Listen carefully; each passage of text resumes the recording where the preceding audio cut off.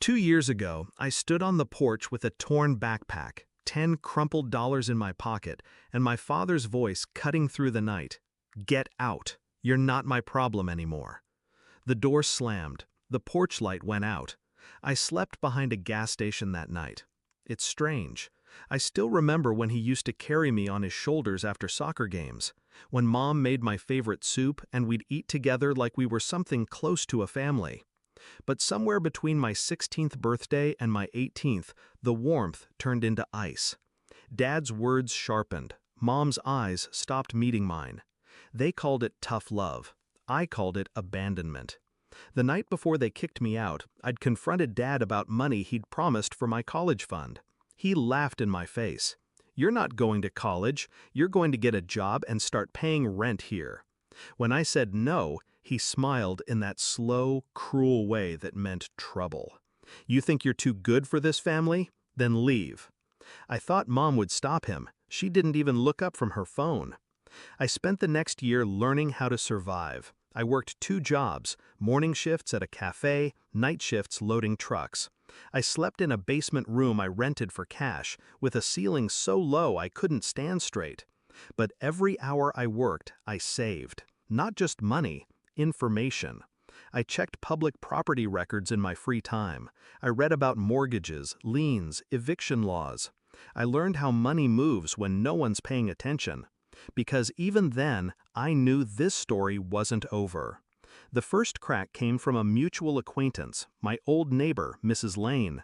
She called me one rainy Thursday. "Your folks' house is on the market," she said. "Rumor is they're drowning in debt." I didn't say much, just thanked her. But that night, I stayed up until 3 a.m. digging. It was true. They'd refinanced twice, maxed out credit lines. The house was slipping through their fingers. And that's when I saw it, a foreclosure notice, set for public auction in 3 months. I didn't gloat, I didn't send a warning, I just started preparing. I met with a real estate agent under a fake LLC I'd registered online for $75. We attended the auction. One bidder, me. By the end of the day, I owned the deed to my parents' house. For 2 months, I kept my distance. I renovated it. Fresh paint, repaired floors, new appliances. I turned it into something warm, mine. I moved in on a Sunday morning, sat on the same porch where I'd once stood in the dark with $10 in my hand. This time, the keys were mine. The knock came 3 weeks later. I opened the door to find my father, thinner now, eyes darting. Mom stood behind him, her makeup smudged. He tried to smile. "We heard you're living here now. Thought maybe we could work something out." I leaned against the doorframe. Work something out? Mom stepped forward, her voice softer than I remembered.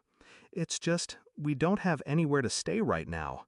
We could help around the house, pay you back eventually." I let the silence stretch until Dad shifted uncomfortably. "Do you remember," I said slowly, "how much money you gave me when you kicked me out?" He blanked. "That's not $10. I kept my voice even. "And a warning to never come back." Mom's jaw tightened. "That was a long time ago. We're still your family." I smiled, not kindly. "No. Your people I used to live with."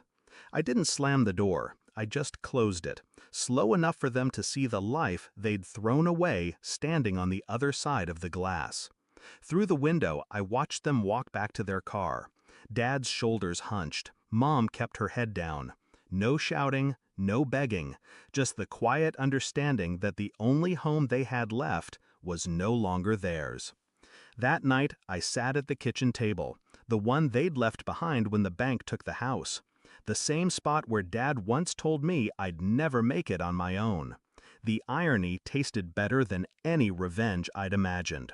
People think revenge is fire and rage. It isn't. It's patience. It's building something so solid they can't touch it, then watching as they realize they burned every bridge to reach it. 2 years ago, they left me with $10. Now, I own the roof over their heads, and they'll never live under it again.